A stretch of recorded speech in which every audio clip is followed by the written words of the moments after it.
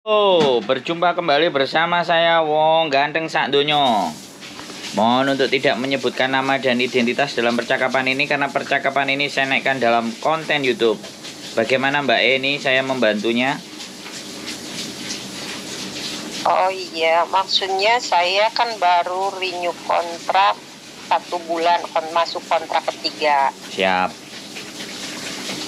Cuman ini saya ada masalah sama majikan. Saya kan di sini kerja jaga nenek, jaga bapak sama ibunya sama adiknya. Nah, ibu sama majikan saya yang gaji saya itu tidak satu, maksudnya saling benci gitu, saling benci. Nah, sekarang masuk ibunya itu masuk rumah sakit. Saya itu masalahnya nggak boleh bantu.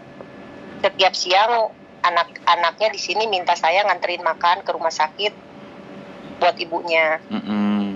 Tapi majikan saya tidak menginginkan itu gitu. Saya hanya disuruh jaga kakek. Nah, terus majikan saya ke adiknya kalau dia mau mengembalikan saya bulan 8 tanggal 31 2024 untuk kembali ke Indonesia. Dan dia bilangnya mau berusaha untuk biar saya tidak bisa kembali lagi ke Hong Kong. Itu menurut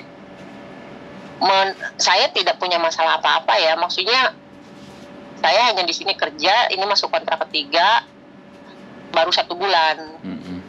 Kalau misalkan saya mengajukan notis sendiri di bulan ini, masih bisa nyari majikan nggak di Hong Kong? Bisa dong. Bisa. Jadi saya bisa mengajukan notis Halo. Surat notis itu harus diambil dari agen yang proses kita apa gimana, Mas? Begitu boleh. Dikirimin juga bisa.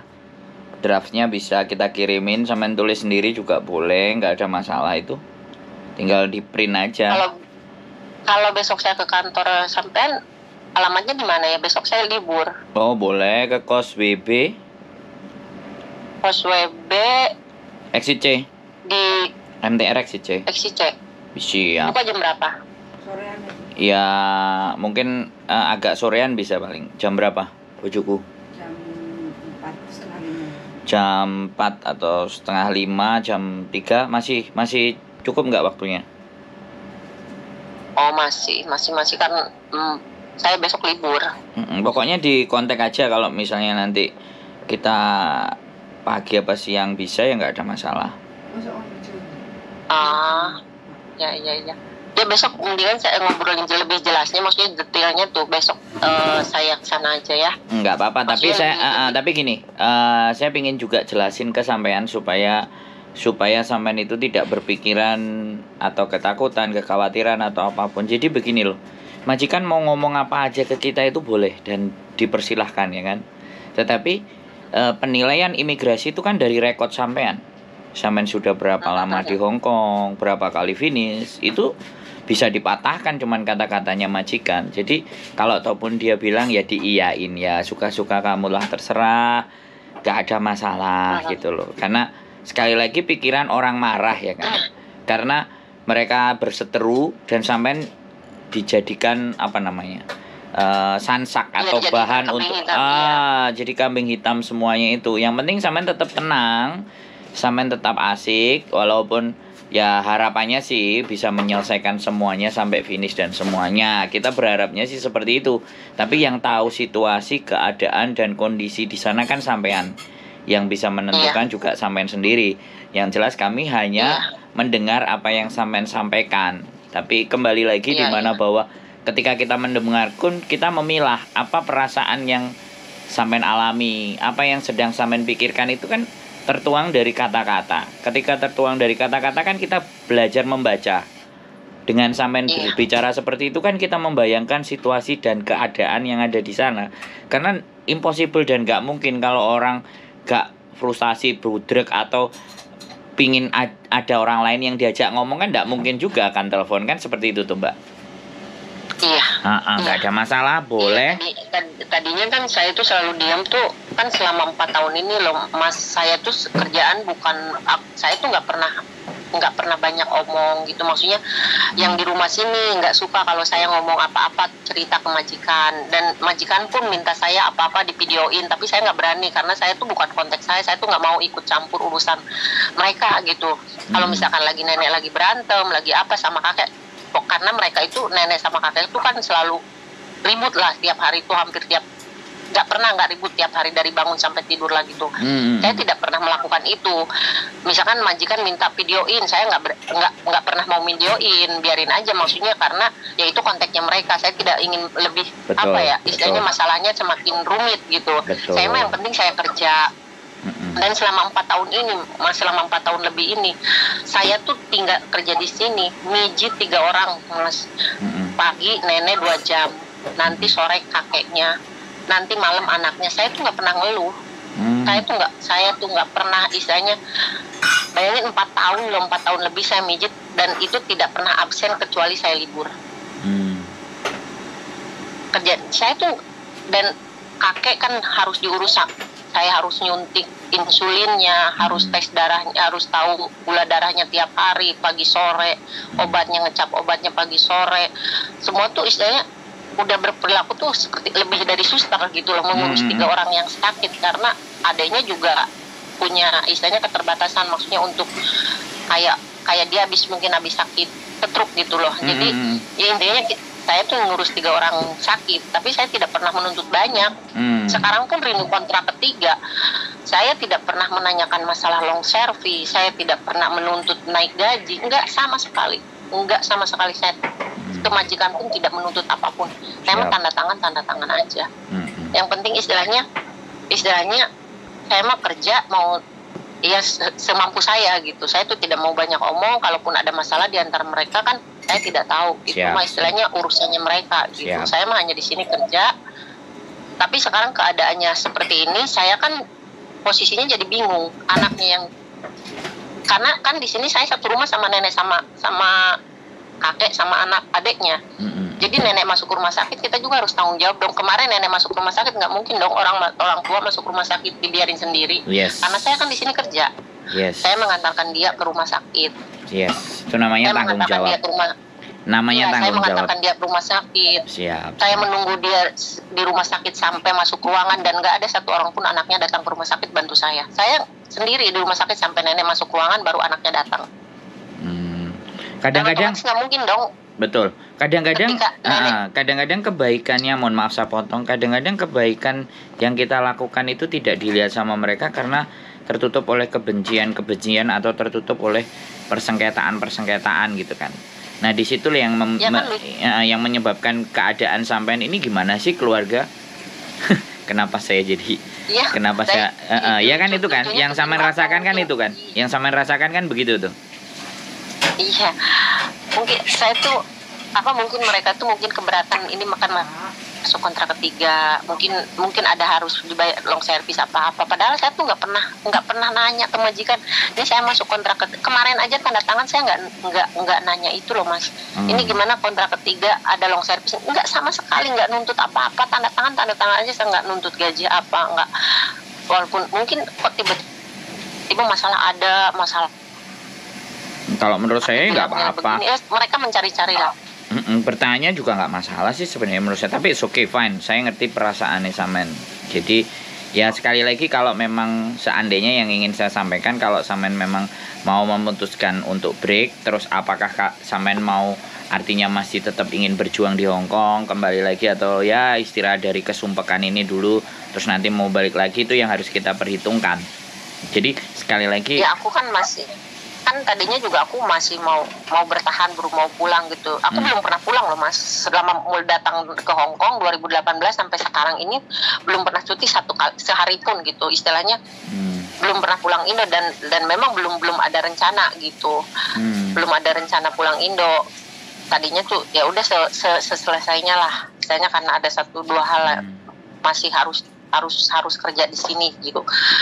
Aku belum mau pulang Indo, dan aku juga nggak pernah minta cuti, nggak pernah minta apa sama majikan juga, nggak. Kerja aja, kerja tak pikir kalau memang mereka, saya cuman pas dapat WA sama WA kan majikan ke adiknya ngomong seperti itu. Maksud mereka apa gitu, maksudnya saya kerja nggak pernah nyari masalah, istilahnya saya libur disuruh hari Rabu manut, istilahnya nggak pernah banyak tuntutan lah, istilahnya kan orang-orang libur hari Minggu, saya mah libur hari Rabu sendiri, tapi nggak masalah gitu. Selagi istilahnya mereka nyaman ya sayanya nyaman ya, nggak ada masalah buat saya gitu. Siap. Mantap. Jadi ya memang yang dicarikan bukan libur ke Hong Kong, yang dicarikan gambar singa. Selembar kertas gambar singa. Ya artinya ini loh, aku butuh sampean bisa datang untuk menceritakan bahwa ini loh. Jadi kalau kita mau keluar negeri, nah salah satu contohnya itu begini. Nah ini mau saya jadikan role model kan. Artinya saya tidak ingin hanya menyampaikan orang yang punya masalah, orang yang punya keluhan, orang yang mumet dasi gitu. Tapi justru kita harus tampilkan perjuangan itu begini loh. Sampean itu sebuah figur untuk orang lain bisa ngelihat bahwa begini loh. Jadi berbagai macam cerita, kita pingin ngambil cerita yang positif. Kita mau ngambil pengorbanan. Kita mau mengambil kebesaran hati, ya kan? Dengan karakter-karakter yang seperti itu. Mohon maaf sekali lagi, kita minim menampilkan orang-orang yang memang punya capable dan kapasitas untuk bisa menyampaikan. Orang teman-teman ngerasa bahwa ala aku kayak gini. Enggak, ada nilai yang harus share ya. Nilai yang harus disebarkan kepada mereka bahwa perjuangan untuk Hong Kong sampai di titik ini itu perjuangannya kan pasti macam-macam. Belum lagi masalah keluarga, belum lagi masalah yang di Hong Kong. Jadi biar orang itu enggak segampang menilai bahwa teman-teman kerja di Hong Kong ini hanya sebagai pembantu saja. Tapi value-nya lebih. Iya, ini belum saya korek lagi bagaimana sampean mendidik anaknya. Belum lagi kehidupan keluarga sampean. Kalau di Hong Kong aja bisa bertahan sampai sekian lama, otomatis ya harapannya yang di rumah kan baik-baik saja, dan itu harus jadi bahan contoh ya. Ini bagian role model, ini bagian dari penggambaran situasi keadaan bagaimana sih perjuangan di Hong Kong. Nah, saya tunggu besok, kita kabar-kabar aja terus. Jadi apapun ceritanya nanti kita bicarakan lagi untuk mempertimbangkan itu semuanya. Dan kalau memang masih ada keinginan mau kerja lagi di Hong Kong, itu kita benar-benar atur strateginya yang bagus. Jangan juga aku menjadi seseorang yang ngomporin, ngebreak, terus akhirnya nanti disuruh datang proses sama aku, itu kan ya juga tidak seperti itu. Karena bagaimanapun kan saya tidak mencari, tapi saya dicari. Apa yang saya sampaikan itu bisa dipertanggungjawabkan kan, artinya sampean juga nelpon saya, itu kan bagian dari rasa kepercayaan ya. Saya sangat berterima kasih sih. Iya, saya juga kan kenapa saya minta mencari nomor ini, karena gini loh, ketika saya bercerita masalah ini kan istilahnya masalah intern, masalah ya siapa. Cuman ketika kita berbicara kepada orang yang salah kan akan semakin rumit ke depannya. Maksud saya tuh, saya hanya ingin mendapatkan, ketika kita ada di posisi ini kan yang kita cari itu solusi terbaik, tapi istilahnya jangan sampai ingin keluar dari masalah tapi nambah masalah. Saya tuh nggak mau gitu. Ingin menyelesaikan masalah dengan secara baik-baik. Kalaupun saya harus keluar dari sini, saya masuk ke sini dengan baik-baik. Kalaupun keluar dari sini mereka tidak suka dengan saya akan tetap keluar dengan secara baik-baik. Kalaupun saya harus notice. Mantap. Seperti itu. Ini yang namanya bertanggung jawab. Oke. Sampai ketemu besok Mbak E. Mudah-mudahan ada jalan terbaik buat sampean. Amin. Apapun keputusannya yang diambil ya. Sehat selalu. Ada lagi yang kira-kira mau ditanyakan? Cukup? Besok kontak saya aja. Oke, besok saya datang. Oke, makasih. Sehat selalu buat sampean yuk. Oke. Waalaikumsalam. Piye bojoku? Woi. Mbak sing semangat ya. Kita tunggu besok. Ya, kita tunggu besok. Mbaknya keputusannya, intinya pemikirannya udah dewasa banget, mateng kayak gitu kan. Jadi nggak menye-menye. Intinya mbaknya itu benar-benar mentok butuh seseorang yang diajak diskusi, jadi datang untuk. Nih, aku seneng penontonku cerdas ini begini. Subscriber ini nggak manja, tapi bener-bener rasa tanggung jawab besar. Ini subscriber cerdas. Kalau subscriber sih, tapi ini penonton yang cerdas. Saya suka. Sehat selalu buat kalian. Keep stay tune my YouTube channel and see you next video. Bye.